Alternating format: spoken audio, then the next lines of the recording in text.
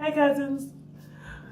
Welcome back to my channel. If you're oldie but goodie, welcome back. If you're brand new, welcome, welcome. I am super excited about this recipe and sharing it with you all. This is one of my favorite go-to DIY hair and body cream. This stuff is so moisturizing that once you use this recipe, you're never gonna go back to your just plain whipped shea butter. Oh, you may go back to it, but you'll definitely fall in love with this, and this will be your new go-to. This recipe has so much nutrients in it, and it's fairly easy to make. As you all know, I'm not one for long intros, but I want to include that this recipe is amazing because it does not flare up my eczema, and it also helps to keep my 4C super low porosity hair moisturized throughout the week. So are you all ready for this recipe? Okay, let's go do it.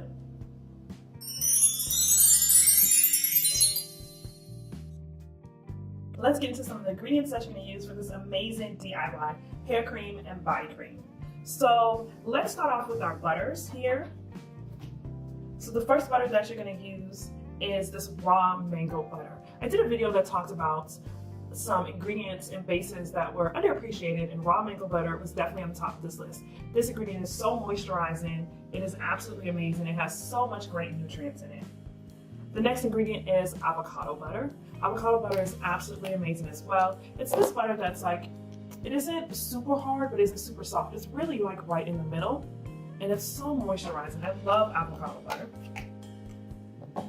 Now the container broke on this butter, so I had to get a new container, but this is actually aloe vera butter. Now I didn't know that you could get aloe vera butter, but I actually got this a couple of months ago, and it works great all by itself. So if you just want to use the aloe vera butter by itself, you can, but we're gonna kick it up a notch by adding these other amazing ingredients.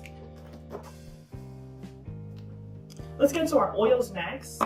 So one of the oils that I always love to use is olive oil. This is a first cold press. It's not virgin, extra virgin olive oil, but this is good enough for what we're doing with our hair and our skin. And then avocado oil, just like avocado butter, it's just full of nutrients, and it's just really, really good for our skin, as well as us that suffer with eczema. This has a lot of nutrients and amino acids in it. Our aloe vera gel, this is a 98% aloe vera gel, and I like this one because, as you can see, let's see, well, you can't see right now, but as you can see, it has no paraffins, no perfumes, and no extra gunk in it. It's just aloe vera gel. Now for my essential oils that I'm going to use, I want this is going to be a soothing and calming type of butter. If I wanted one that was more stimulating, I would use different essential oils. This particular one, I want it to be soothing and calming. So I'm going to go with the Roman chamomile oil, essential oil. Now you can get other essential oils, but to me, the Roman chamomile essential oil just works better, and I get better results with my hair. I really love this oil here. It's not a very known oil, the Caldunia oil. Did I say that right? I think so. But I really like this oil here. It's really great if you have eczema. This essential oil helps to repair and restore your skin after you have a breakout. I guess flare up would be the better word. And then we know that lavender oil is always on our list of favorite oils. It's great because it's anti-shut-in, it's anti-dandruff, and it also helps with the actual hair growth, and it helps your skin to rejuvenate. It helps with cellular rejuvenation with your skin as well. And then rosemary oil. You all know I talked about my oils that were kind of like my perfect square oils, where they help with hair growth, they help with shedding, and they help to strengthen your hair. Well, this is not focusing, but rosemary oil is one of these oils that does that. And this is rosemary oil. I'm just not sure why it's not focusing. You're also going to need some measuring spoons. And you're going to need measuring cups. And I don't know if you can see right back there, I have my double boiler already going right back there on the stove. I have my metal pan inside of it. So we're going to go ahead and take that pan out, and we're going to add our butters to it first. So I just took this off with the double boiler, and it is kind of hot. It isn't so hot that it's going to really burn me, but I have a very high tolerance for heat. So I definitely suggest that you use hot burners when you're dealing with this. So the first ingredient, I'm going to need a half a cup of each one of these butters. So I'm going to go through with my ½ cup here and with my spoon, and I'm going to do a ½ cup of each butter. So the first one I'm doing is this aloe vera butter. And you don't have to pack it super tight, but you do want to make sure that you're getting as close to a ½ cup of the butter as possible.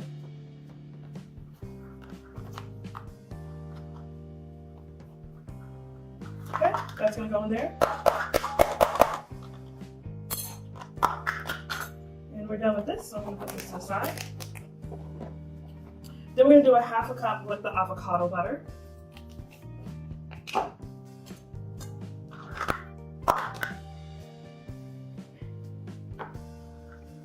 Now for me, I can use the same spoon across, using the spoon as a bottom because they're all butters anyways.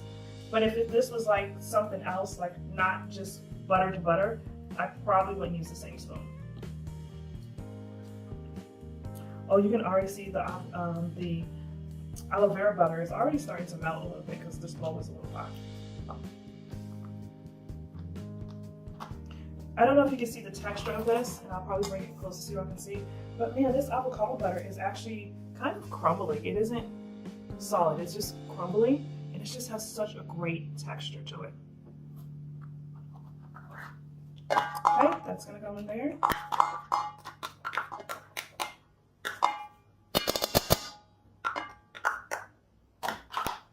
I'm not one to waste butter. I will be picking up these pieces and putting it in my bowl. I'm scraping it off my hand. Okay, the next butter that we're going to use is this raw mango butter here. Hands gonna be like moisturized, super moisturized after I'm done with this recipe. Most moisturized hands ever.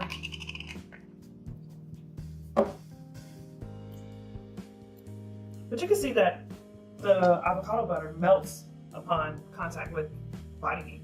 So I'm going to use ½ a cup of that as well. And this is the mango butter.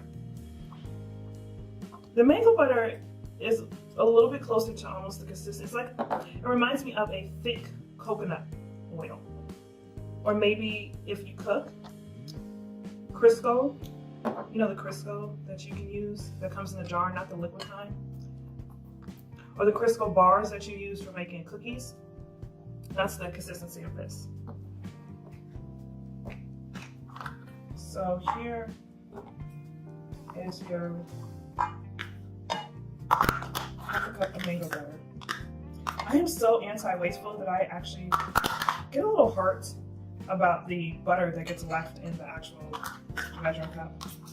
I'll take that butter later on, and I'll put my finger in it and I'll wipe it on my skin. So that's all of our butters. And the next thing that we're going to put in, I'm going to put one of my oils. Actually, I think I may put in all of my oils except for 2 tablespoons of the olive oil. I'll leave that for later on.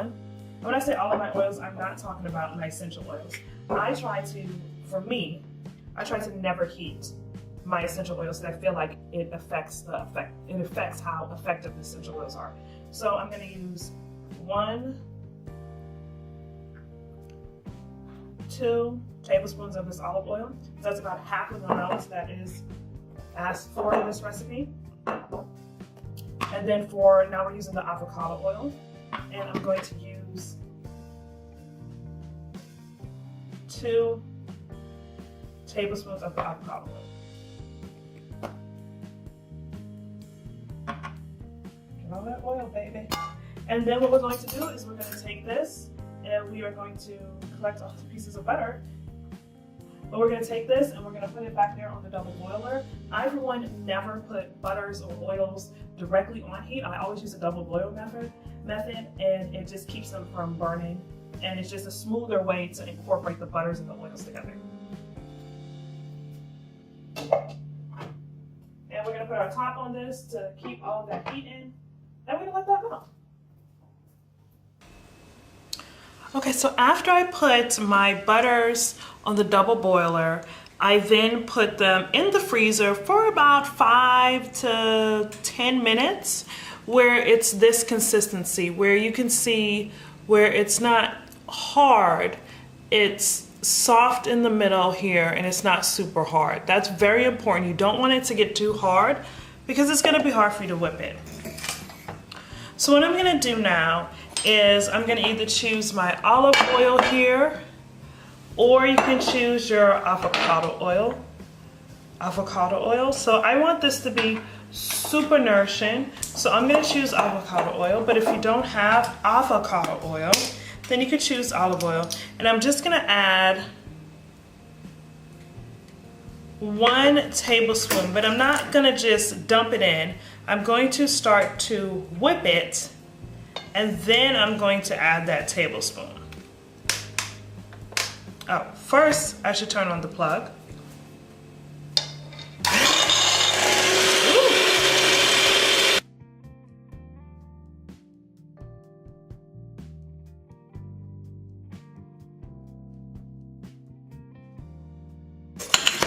So this is about half of the desired fluffiness that I want it to be. So before it gets to the full fluffiness that I want it to be, because I don't want to over whip this, I'm going to add in my other ingredients. So I'm going to start off with the rosemary. I'm going to add just a few drops of this. And remember, this is a common. For me, I want this to be common. So if you want something, let's see, 1, 2, 3. If you want something to be stimulating, maybe you can use something like a mint, or you can use something that's a little bit more stimulating. I'm going to do about 2 to 3 drops of lavender oil. I think I have an open lavender oil, so let me go get that. I'm going to use my open lavender oil. I think I'm actually going to put about 4 drops. I really like the smell of lavender. We're going to go with our Roman chamomile oil here. I don't want to put too much, so I'm going to put this in the top, and then I'm going to take the dropper from the top, because that one doesn't have a dropper on it. 1, 2, 3.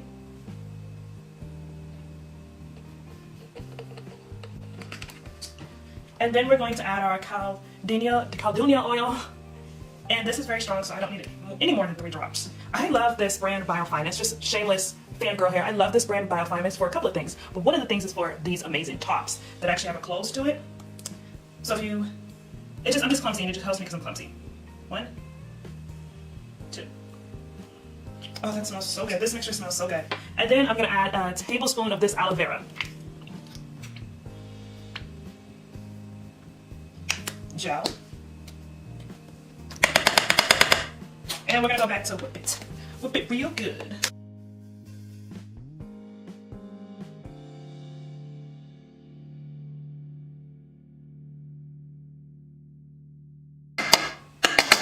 Oh, this smells so good.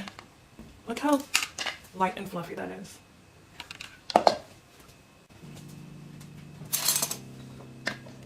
And I don't do that fancy smancy, I don't do that fancy smancy Ziploc bag thing. First of all, we're not wasting a Ziploc bag for decoration. And second of all, I'm not wasting my butter. This stuff is so light and fluffy. And it smells so incredibly good, y'all. I gotta make sure I get all of mine.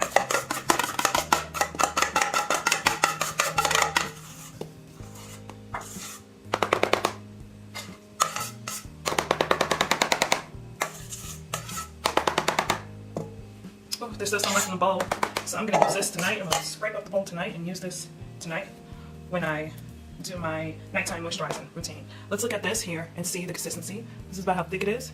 It's really thick. It's not going to fall. You see me shaking. And let's see how it rubs in. Oh, look at that. This is a real cream, y'all. Oh, my hand feels so moisturized. Oh my goodness. It's so incredibly moisturized. It melts right into my hands.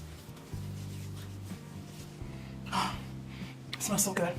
Alright, if you make this recipe, let me know. Oh, I also want to let you know that if you just want to use shea butter, you can, but it's not going to be as moisturizing and as potent as if you would use the other butters. But yeah, thank you so much for watching, and let me know if you use this recipe.